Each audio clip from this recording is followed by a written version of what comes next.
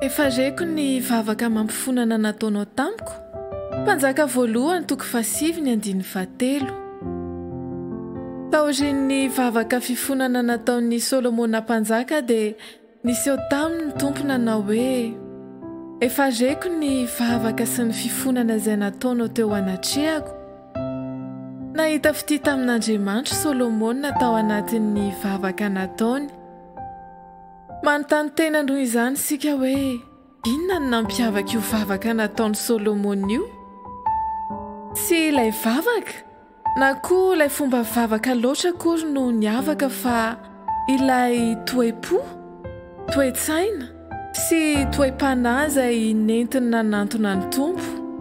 Fa hoy indrindra Andriamanitra, ny vavaka nataonao tamiko na koa ny vavaka nataonao teo anatrehako. Izany hoe hita n'Andriamanitra ny tao am-pon'ny Solomona rehefa nivavaka sy ny fony izy, satria vokatry ny fony izany ary vonina ny hanao ny sitrapon'Andriamanitra izy ary nitaona ny hafa ho amin'izany lalana izany ihany koa. Araka ny voalazan'ny toko 9 dia nivavaka tamin'Andriamanitra teo anatrehan'ny zanak'Israely Solomona mpanjaka.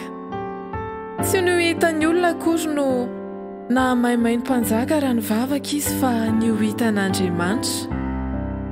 Mitaona antsika araka izany ny soratra masina mba hahatsiaro mandraka hariva fa Andriamanitra ilay mandinika ny fo sady mamantatra ny vono hifantohantsika rehefa mivavaka ary jeren'ny tompo ao anatintsika raha teo ny fahavonona nanao ny sitrapony.